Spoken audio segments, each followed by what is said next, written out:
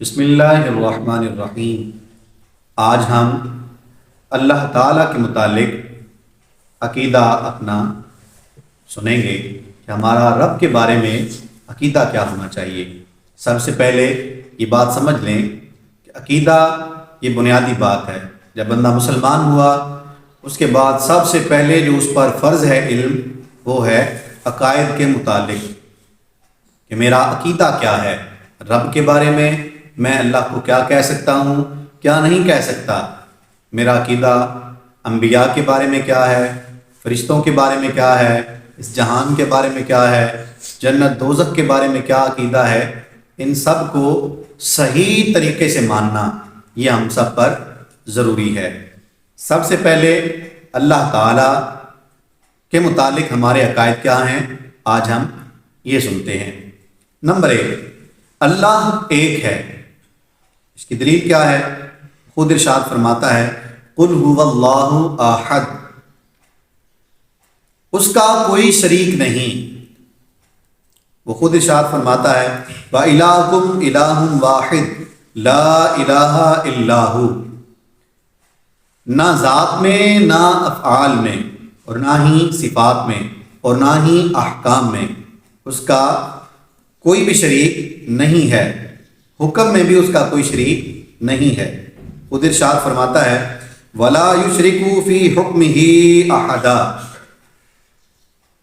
واجب الوجود ہے، یعنی اس کا وجود ماننا یہ ضروری ہے۔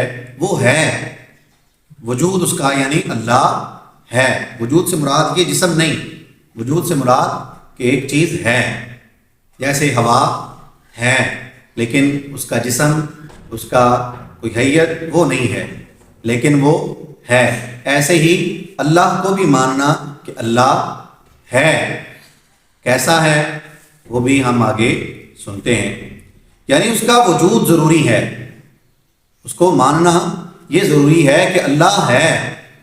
ایسا نہیں کہ ہر چیز اپنے تحت چل رہی ہے، اللہ کوئی ہے ہی نہیں، اللہ کسی چیز کا نام نہیں، یا کسی چیز کا نام رکھ لیں اللہ، ایسا نہیں، بلکہ وہ خود ہے،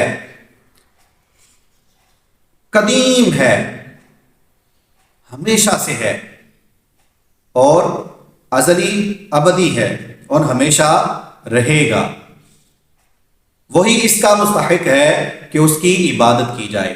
اس کے علاوہ کسی کی بھی عبادت کرنا جائز نہیں ہے، کیونکہ رب ہی ایک ہے تو عبادت بھی صرف ایک ہی کی ہوگی، ہر ایک کی عبادت نہیں ہوگی، یا کسی دوسرے کی عبادت نہیں ہو سکتی۔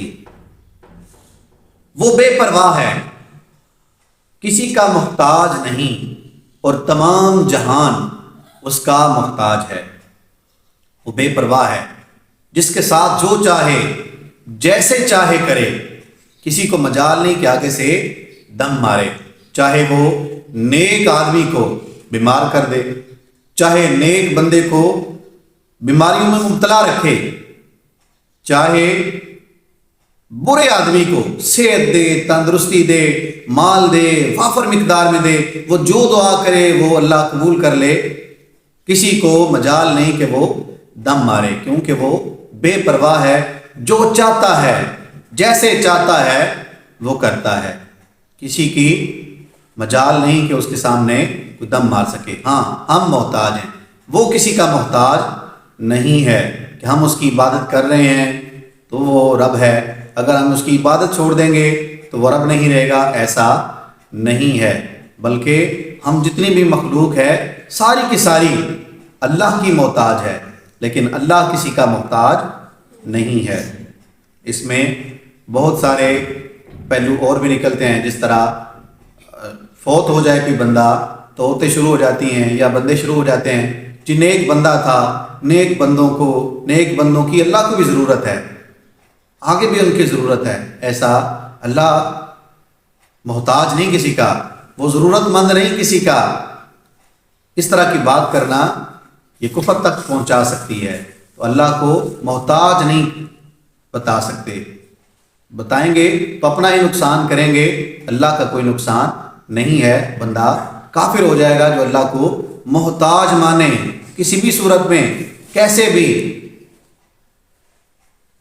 نمبر 3، اس کی ذات کا ادراک عقلاً محال ہے، کہ جو چیز سمجھ میں آتی ہے عقل اس کو گھیر لیتی ہے، رب عقل میں آ جائے یہ نہیں ہو سکتا، یہ محال ہے، ایسا نہیں ہو سکتا۔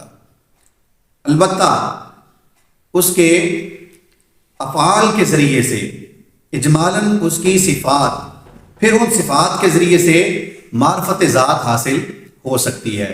کوئی بندہ یہ کہے کہ میں رب کو پہچانتا ہوں، میں رب کو جانتا ہوں، تو یہ اس کی کم عقلی ہے، کوئی نہیں جان سکتا۔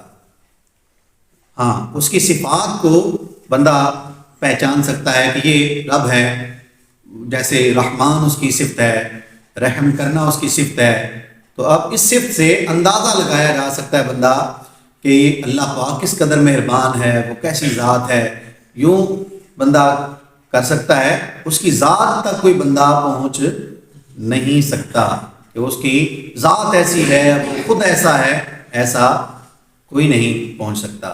اللہ کریم ہمیں ان باتوں کو یاد رکھنے، ان پر عمل کرنے کی توفیق دے۔ آگے مزید اس کے احکام ابھی باقی ہیں، اور انشاءاللہ ہم اگلی ویڈیو میں سنیں گے۔